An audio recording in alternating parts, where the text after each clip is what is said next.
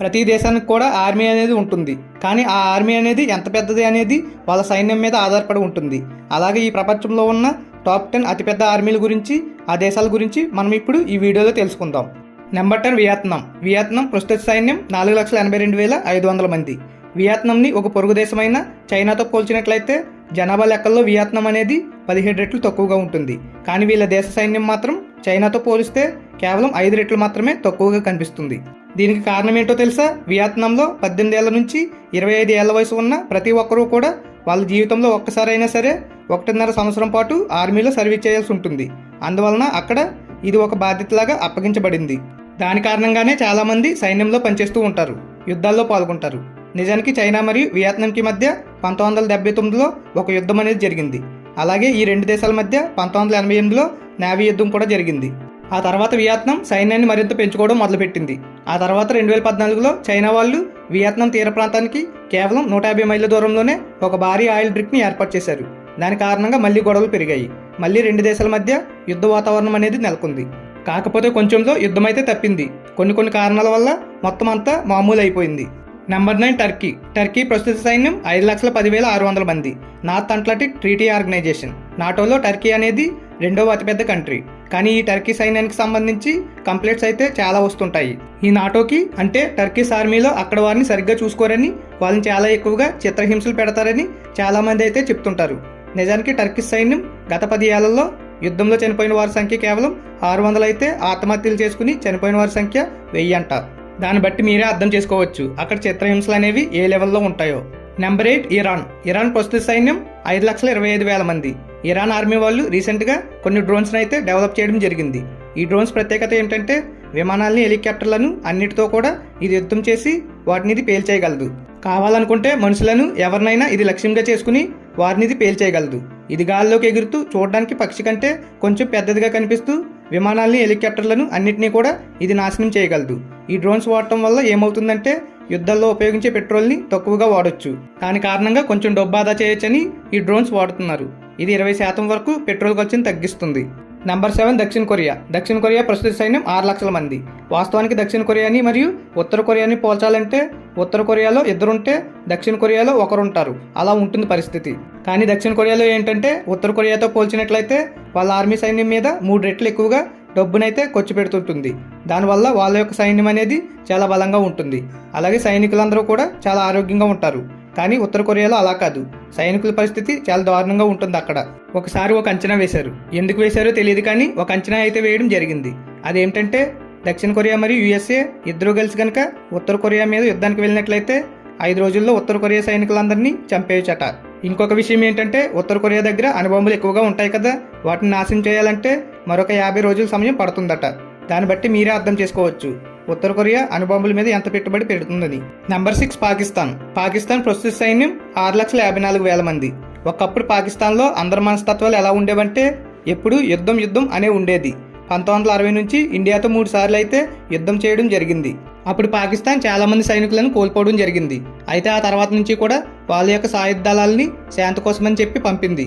అయితే శాంతి కోసం పంపిందో లేదా అలా నటిస్తుందో అని మనందరికి కూడా తెలిసిందే. అయితే యుఎన్లో మాత్రం ఇప్పుడు వాళ్ళు చాలా ముఖ్యమైన పాత్రను పోషిస్తున్నారు. మొదటి స్థానంలో బంగ్లాదేశ్ ఉంది, రెండవ స్థానంలో పాకిస్తాన్ ఉంది. పాకిస్తాన్కి చెందిన 8,000 మంది సైన్యం యుఎన్లో పనిచేస్తున్నారు. ఇది యుఎస్ఏ యొక్క సైనికులతో పోల్చినట్లయితే 220 రెట్లు ఎక్కువ. దాన్ని బట్టి మీరే అర్థం చేసుకోవచ్చు పాకిస్తాన్ ఎంత కష్టపడుతుందో తన ఉనికిని చాటుకోవడానికి. Number 5 Russia. రష్యా ప్రస్తుత సైన్యం 1,14,000 మంది. రష్యా దగ్గర ఈ ప్రపంచంలో ఏ దేశంలో లేనంతగా అణుబాంబులు అయితే ఉన్నాయి. సుమారు 8,000కు పైగా అణుబాంబులు అయితే రష్యా దగ్గర ఉన్నాయి. అంటే యుఎస్ కంటే 500కు పైగా ఎక్కువ ఉన్నాయి. ఇంకొక విషయం ఏంటంటే వాళ్ళకంటూ కొన్ని ప్రత్యేకమైన దళాలు ఉన్నాయి. ఆ ప్రత్యేకమైన దళాలకు ప్రత్యేకంగా శిక్షణ అనేది ఇస్తారు. వీళ్ళ శిక్షణ ఎలా ఉంటుందంటే వీళ్ళు రాత్రిపూట అస్సలు పడుకోకూడదు, పగటిపూట 2 గంటలు మాత్రమే పడుకోవాలి. ఆ తర్వాత ఇంకొక విషయం ఏంటంటే వీళ్ళని ఒక గదిలోకి పంపిస్తారు. ఆ గది మొత్తం కూడా నడుములోతు వరకు రక్తంతో మరియు జంతువుల చర్మంతో నిండిపోయి ఉంటుంది. ఇవన్నీ కూడా దగ్గరలో ఉన్న కాబేదాల నుంచి తీసుకొస్తారట. వాటి మధ్య వాళ్ళకి శిక్షణ అనేది ఇస్తారు. ఇంకొక విషయం ఏంటంటే వాళ్ళ మీదకి అప్పుడప్పుడు కుక్కలను వదులుతారు, వాటితో వాళ్ళని కరిపిస్తుంటారు. ఆ తర్వాత కొన్నిసార్లు అయితే వాళ్ళని తుపాకులతో కాలుస్తుంటారు కూడా. అయితే వాళ్ళని కాల్చేది ఒరిజినల్ గన్తో కాకుండా డమ్మీ గన్తో కాలుస్తారు. అయినప్పటికి కూడా ఆ బుల్లెట్లతో రక్తం కూడా వస్తుంది. వాళ్ళ శిక్షణ ద్వారా వాళ్ళకి ఏం చెప్పాలనుకుంటున్నారంటే మీ శరీరంలోని చివరి రక్తం బొట్టు అయిపోయేంత వరకు కూడా మీరు దేశం కోసం యుద్ధం చేస్తూనే ఉండాలని చెప్తుంటారు. దాని కారణంగా కాలం అనేది గడుస్తున్నా వాళ్ళ శరీరం అనేది గట్టిగా బలంగా తయారవుతుంది. 2002లో కొంతమంది అయితే ఈ హింసను తట్టుకోలేక చనిపోయిన సందర్భాలు కూడా ఉన్నాయి. నెంబర్ 4 ఉత్తర కొరియా. ఉత్తర కొరియా ప్రస్తుత సైన్యం 13 లక్షల మంది. మీకో విషయం తెలుసా? ఉత్తర కొరియాలో ప్రతి 10 మందిలో 4 ఆ దేశం ఆర్మీ కోసం పనిచేస్తూ ఉంటారు. ఇంకొక విషయం ఏంటంటే వాళ్ళకి అక్కడ వేరే చాయిస్ లేదు కాబట్టి అక్కడైతే అంతమంది సైన్యాన్ని పెంచుకోవడానికి కారణమైంది. ఆ దేశం 1950 నుంచి కూడా ఏదో ఒక యుద్ధంలో పాల్గొంటూనే ఉంది. కొరియన్ వార్కి సంబంధించి ఏదైతే ఉందో దాని మీద ఇప్పటి వరకు వాళ్ళు సంతకం కూడా చేయలేదు. దానివల్ల ఏమైందంటే వాళ్ళ సైన్యాన్ని పెంచుకుంటూ ఎప్పటికప్పుడు వేరే దేశాలకు మాది కూడా బలమైన దేశమని చెప్పుకోవాలని అనుకుంటుంటారు. కొన్ని నెలల క్రితం యుఎస్ కాంగ్రెస్ వాళ్ళు ఒక విషయం మీద ఉత్తర కొరియా మీద తీవ్రమైన కోపం తెచ్చుకున్నారు. అదేంటంటే ఉత్తర కొరియా ఒక బ్యాలిస్టిక్ మిసైల్ తయారు చేస్తుంది. దాని పేరు KN-08.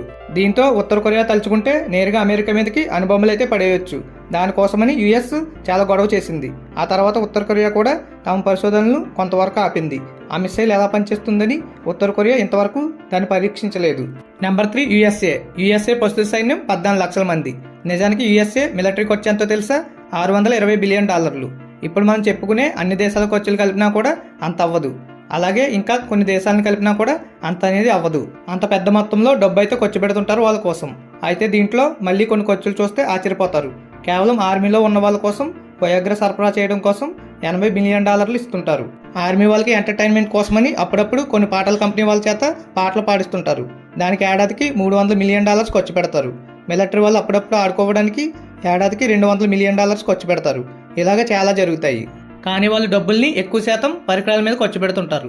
అందుకని అమెరికా దగ్గర 19 విమానాలను తీసుకుని పోయే వాహనాలు ఉన్నాయి. ప్రపంచవ్యాప్తంగా ఉన్న మొత్తం విమాన వాహనాల కంటే వీళ్ళ దగ్గర రెట్టింపు అయితే ఉన్నాయి. నెంబర్ 2 ఇండియా ప్రస్తుత సైన్యం 14,45,000 మంది. ఇండియన్ ఆర్మీ దళాలు నిజంగా చాలా అంటే చాలా కఠినమైన పరిస్థితుల్లో ఇప్పటివరకు యుద్ధాలు చేసిన సందర్భాలు ఉన్నాయి. దానికి ఉదాహరణ సియార్పిన్ గ్లేసియర్.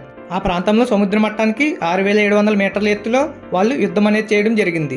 ఆ సమయంలో పాకిస్తాన్తో చేసిన యుద్ధంలో చనిపోయిన వారి కంటే ఆ ప్రాంతంలో ఉన్న దారుణమైన పరిస్థితుల కారణంగా చనిపోయిన వారి సంఖ్య ఎక్కువ ఉంటుందని చాలామంది అయితే ఒక అంచనాకు వచ్చారు. ఇంకొక విషయం ఏంటంటే ఆ ప్రాంతంలో ఉన్న వారందరికి కూడా కొన్ని వస్తువులు సరఫరా చేయడం కోసమని ఇండియా ప్రపంచంలో కల్లా అత్యంత ఎత్తైన హెలీప్యాడ్ని సముద్ర మట్టానికి 6,400 మీటర్ల ఎత్తులో హిమాలయ పర్వతాల మీద నిర్మించాల్సి వచ్చింది. ఒక ఏడాదికి దానికి $300 మిలియన్ ఖర్చు అవుతుందట. నెంబర్ 1 చైనా ప్రస్తుత సైన్యం 21,85,000 మంది. చైనా వాళ్ళల్లో మిలిటరీ వాళ్ళకి ప్రస్తుత సైన్యం అనేది చాలా ఎక్కువగా ఉంది. ఇంకొక విషయం ఏంటంటే సైనికుల ఆయుధ దళాలన్నీ కూడా చాలా ఎక్కువగా ఉంటాయి. యుఎస్ఏ మిలిటరీతో పోల్చినట్లయితే మొత్తం అందరినీ కలిపి చూసుకున్నట్లయితే యుఎస్ఏలో ఒక సైనికుడు ఉంటే చైనాలో 2 సైనికులు ఉంటారు. కానీ యుఎస్ఏ బడ్జెట్తో పోల్చినట్లయితే కేవలం 20% బడ్జెట్ మాత్రమే ఉంటుంది. కాకపోతే చైనాలో ఉన్న ఆర్మీ వాళ్ళకి కొన్ని ప్రత్యేకమైన కళలు కూడా నేర్పిస్తుంటారు. దానికి తోడుగా వాళ్ళ దగ్గర కొన్ని శక్తివంతమైన ఆయుధాలు ఉన్నాయి. డాంగ్ఫెంగ్ 21D అని చెప్పే భూమి ఆధారిత మిసైల్ ఒకటి ఉంది.